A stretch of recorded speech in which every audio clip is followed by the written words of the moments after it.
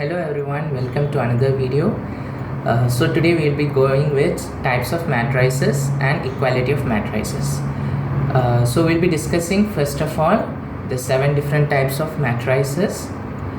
So the first type is a row matrix. So what is a row matrix? So a row matrix is a matrix that has only one row. Okay, so that's the condition. So it can have any number of columns, but it should have only one row. For example, if we have like this one matrix, this is a row matrix. Why? Because it has one row but it has 3 columns, right? So number of columns doesn't matter, but the number of rows should be 1 for a row matrix. So the order of this matrix will be 1 by 3. So let's check the second type of matrix, which is column matrix. Column matrix is same like the row matrix, but the only difference is the number of columns should be 1. Number of rows doesn't matter, but the number of columns must be 1. So if you check here, this is an example for a column matrix.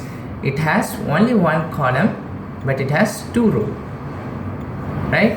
So if you're checking the order of the matrix, it would be 2 by 1, because number of rows it's 2, number of columns it's 1. So the next type of matrix which we are going through is the square matrix.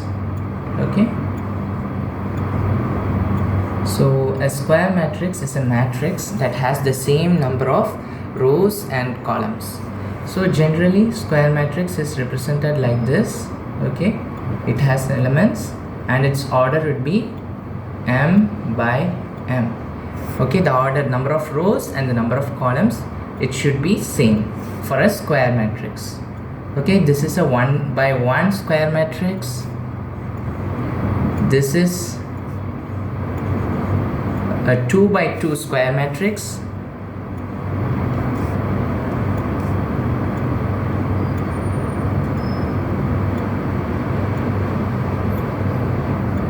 And this is a 3 by 3 square matrix. Like that you can continue on.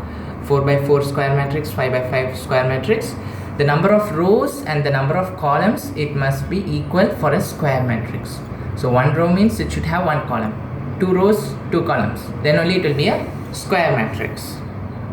The next type of matrix is the diagonal matrix. Actually it is a special case of square matrix. So for a diagonal matrix, all the non-diagonal elements, they must be 0. So first of all we should know what is a diagonal, right? And what are non-diagonal elements. So first let's give you some examples, then I will discuss. So if you check this one, right, the diagonal is like this, it goes like this. So the middle of the matrix, it goes like this. These are the diagonal elements. Okay, all the non-diagonal elements must be 0. Okay, that is the condition for a diagonal matrix. Also it is a square matrix, right? So a diagonal matrix is a square matrix plus all the non-diagonal elements are 0. The fifth variety is a scalar matrix. Scalar matrix is a special case of diagonal. So how this works means,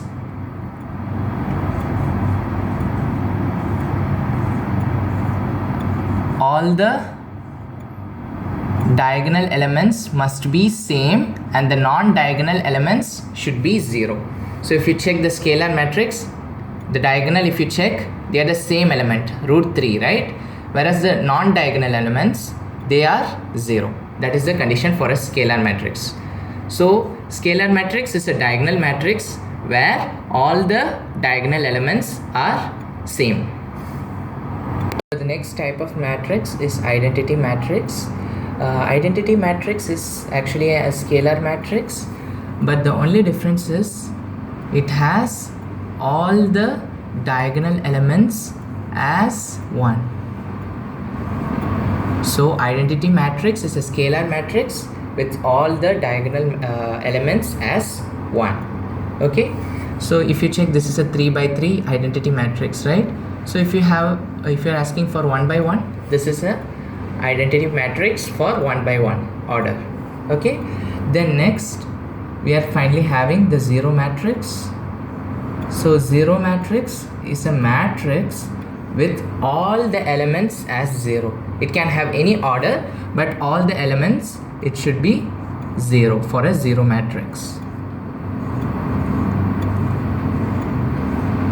So these are some examples of 0 matrix.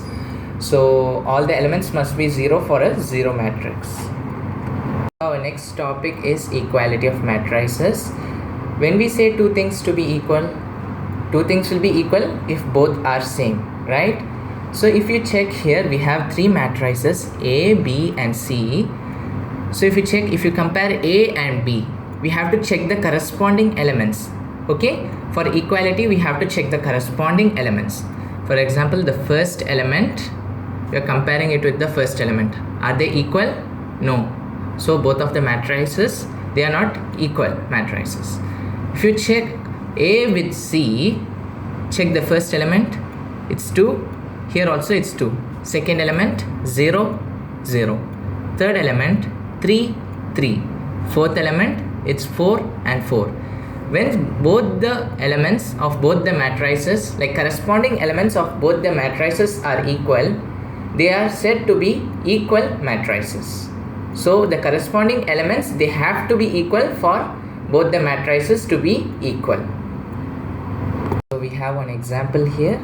So they have given that this matrix is equal to this matrix. So we have to find x, y and z, right? So if you check the matrices, we have to check the corresponding elements. So if you check the first row and first column, first row and first column, we have to check the first row and first column. The element, corresponding elements should be equal.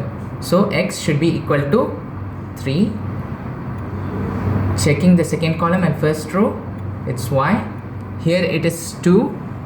So the corresponding element y should be equal to the corresponding element of the second matrix 2. Okay, because it's given equal, right? So then checking for the last element which we need, which is z.